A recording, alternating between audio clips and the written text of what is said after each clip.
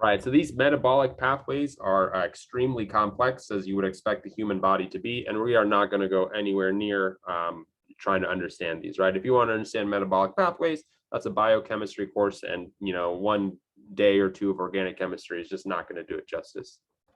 But anyways, there's two main ways we can think of metabolic pathways. We can think about them as anabolic, or anabolism, or catabolic, or catabolism. And basically what we're referring to is, are we making big molecules or are we breaking big molecules down? So in anabolic processes, we take small molecules and we join them together to form big molecules. So for example, taking small amino acids, chaining them together to make a big protein. And then in the catabolic process, it's the opposite. We go from big molecules to small ones. Right, taking a large polysaccharide and breaking them down into individual glucose molecules. Right, so in general, we eat fats, carbohydrates, and proteins, then break them down. Right, so when you eat that piece of food, you break it down into its little pieces, and then you use those little pieces either for energy, or you use those little pieces to build up bigger molecules that your body needs. In general, there's kind of 4 main steps for the catabolic pathway. So whenever we eat something, the first is digestion. Right, this occurs in the stomach and small intestine. And basically what we're doing is hydrolysis. So for fats, fats are essentially esters. So we break the esters down into their other components, which are the fatty acids and glycerol. We take carbohydrates, which are our sugars, our polysaccharides, and we break them down into monosaccharides, the most popular of which is glucose, but there's other monosaccharides, of course.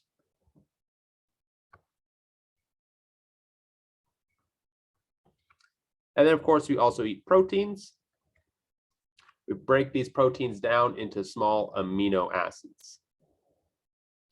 This is done in your stomach by both enzymes and the acidic conditions found in your stomach. Either way, we take these monomers or small pieces, and one thing that we can do with them, we can do other stuff with them, but one thing we can do with them, if we want energy from them, we want to convert them to acetyl-CoA. So conversion to acetyl-CoA. So acetyl, we know what an acetyl group is, right? That's the acetyl group. And then what it's attached to is CoA, coenzyme A. How this occurs to go from these to these coenzyme A's are complicated. And are represent different metabolic pathways, such as beta oxidation for fats, glycolysis for sugars, and there's other ones if we want to break down our amino acids and proteins into energy. Generally, we don't do that. Your body would prefer to make those amino acids into other proteins. It will only use them for energy if it really needs to. Right, so anyways, we know that this group right here is the acetyl group. And then CoA, it stands for coenzyme A, and it's just this large macromolecule. I'm not going to draw it, don't expect you to know it, but you can see why biochemistry likes to use abbreviations, right? You see how big these molecules are going. It's an adenosine diphosphate. So you have that adenosine, right? There's your base, there's your sugar, and then there's your diphosphate component. And then you've basically got these other carbon chains and whatnot. On the end, you have a thiol, an SH group. This thiol can form a thioester through a condensation reaction. And then there's our acetyl group, right? So we take down mostly fats and sugars, and we break them down into basically 2 carbons and a double bonded to an oxygen, right? An acetyl group.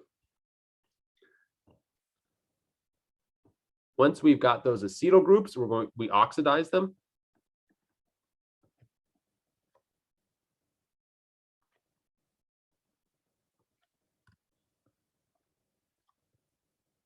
right? So you take this acetyl-CoA and you turn that into 2 carbon dioxides, just your coenzyme A, and then some water molecules.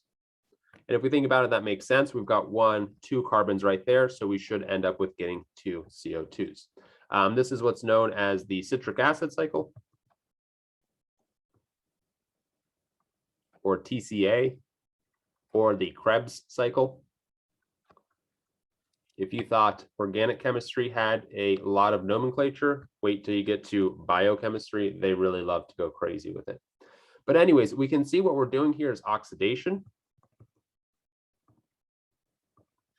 And anytime you oxidize our carbons, we're going to release energy. And that's the whole point. We want to oxidize these sugars and these fats to release energy. And where does that energy go? That energy gets transported into the electron transport chain, which is a very complex and very cool machinery inside of our cells. And this energy is used to transform adenosine diphosphate to adenosine triphosphate. And this takes energy to do, right? That's where the energy is going. And this basically, this ATP then acts as an energy storage,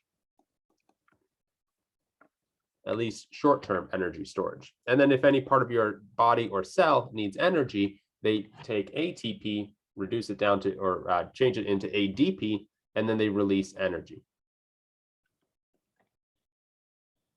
Right, so that's obviously a very simplified view. If you take biochemistry, you're going to learn each one of these steps individually, and the steps of the steps, and it gets extremely complicated. My number one recommendation when you're learning these metabolic pathways, if you do go on to biochemistry, is to try to keep the bigger picture in mind, right? Why are these processes happening, right? The body needs energy, and try to look at the overall picture. Oftentimes, you get stuck in the weeds and then you don't see the overall picture and it makes things more confusing. But each one of these steps is made up out of a lot of different steps, and all of these are just organic chemistry reactions. Right, so each step is a series of organic chemistry reactions, right? And all of these things are organic molecules, right? When we write ADP, ATP, CoA, they're just representations of organic molecules. And so you can't really understand biochemistry without organic chemistry. Right, organic chemistry is the foundation from which biochemistry is built. And you really need to kind of have a decent understanding of both of them in order to, or at least a decent understanding of organic chemistry to understand biochemistry. So just to kind of give you a little example of that, here's just a small section of a metabolic pathway. And what you can see is it's just organic chemistry steps, right? Here we've got a different type of ylid, right? We learned about ylids and how they're nucleophilic, right? So our ylid's attacking here, right? And then we're having an acid-base reaction right here. This oxygen is getting protonated, right? So we're turning our carbonyl into an alcohol, right? Relatively simple there. Here, this step is really cool, right? We're forming a carbon-oxygen double bond. We're breaking this carbon-carbon bond, and we're releasing this part of the molecule, which is carbon dioxide, right? So we're doing a decarboxylation reaction here. And then so on and so forth, right? We've got nucleophilic attacks, acid-base reaction over here, another acid-base reaction over here. We've got this component right here acting as a good leaving group and doing what leaving groups do, they leave, and so on and so forth. So if you do go on to study biochemistry, really try to appreciate the organic chemistry and try to use your organic chemistry skills to make the process a little bit simpler and try to go beyond memorizing the pathways and into trying to understand them.